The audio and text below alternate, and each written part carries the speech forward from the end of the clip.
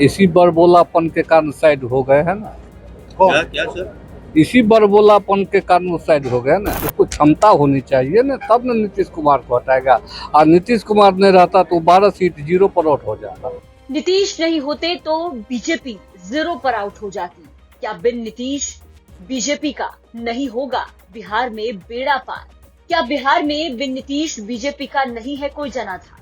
ये तमाम सवाल उठने लगे हैं जेडीयू कोटे के मंत्री रत्नेश सदा के एक बयान के बाद से। रत्नेश सदा ने बीजेपी को लेकर के एक ऐसा बयान दिया जिसके बाद से बवाल होना तय माना जा रहा है। बता दें कि रत्नेश सदा जो कि नीतीश के मंत्री हैं, बिहार सरकार में जेडीयू कोटे से मंत्री बनाए गए हैं, उनसे जब ये सवाल किया गया कि अश्विनी चौबे बार बार बयान दे रहे हैं और कह रहे हैं कि नीतीश के नेतृत्व में ये चुनाव नहीं बल्कि बीजेपी के नेतृत्व में ये चुनाव लड़ा जाएगा, तो रत्नेश सदा ने साफ साफ कह दिया कि अपने इसी बड़पोलेपन के कारण साइड कर दिए गए हैं। इसी के साथ रत्नेश सदा ने ये भी कहा कि नीतीश कुमार को हटाने के लिए उतनी क्षमता होनी चाहिए।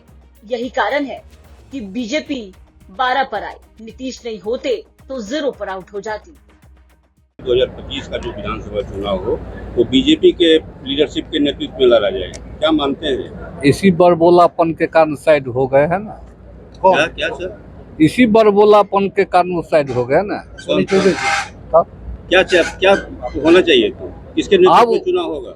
अमित शाह माननीय प्रधानमंत्री, आदरणीय प्रधानमंत्री तो बैठक करके बोल दिए हैं जो नीतीश कुमार के नेतृत्व में चुनाव होगी बिहार 2025। ये बताइए कि सम्राट चौधरी ने कहा था कि जब तक नीतीश कुमार को गद्दी से नहीं उतारेंगे तब तक पगड़ी नहीं उतारेंगे। अभी अयोध्या में उन्होंने पगड़ी भेंट कर दी गंगा को।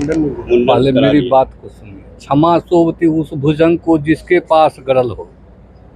तो गरल होनी चाहिए, गरल मतलब 20 होता है, तो उसको क्षमता होनी चाहिए ना, तब ना नीतीश कुमार को हटाएगा।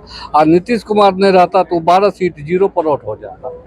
अलायंस नहीं होता बिहार में बीजेपी और जेडीयू का, तो आप अपने दिल पर हाथ देकर बोलिए, हमको मत पूछिए। बीजेपी 0 पर आउट हो जाती है। आप अपने से पूछिए दिल से। फिर वही करंट आ गया है। अब रत्नेश सदा के इस बयान के बाद से कहा जा रहा है कि बवाल होना तय है। आपको बता दें कि रत्नेश सदा ये कोई पहले मंत्री नहीं है जिन्होंने लोकसभा चुनाव के बाद बीजेपी के परफॉर्मेंस को लेकर के सवाल उठाया है। रत्नेश सदा ही नहीं बल्कि बीजेपी के खुद के नेता संजय पासवान ने बीते दिनों बयान दिया था और ये कह दिया था कि मुझे ये बात कहने में कोई गुरेज नहीं कि नीतीश के बिना बीजेपी अच्छा परफॉर्म नहीं कर पाती। संजय पासवान ने साफ साफ कहा था कि बीजेपी के साथ अगर नीतीश कुमार नहीं होते तो बीजेपी 0 पर आउट हो जाती। अब संजय पासवान के बाद खुद जेडीयू कोटे से मंत्री रत्नेश सदा का बयान सामने आया है। ऐसे में देखना होगा कि रत्नेश सदा के इस बयान से बीजेपी की तरफ से क्या कुछ पलटवार सामने आता है। जमुई से राकेश सिंह की रिपोर्ट, बिहार तक।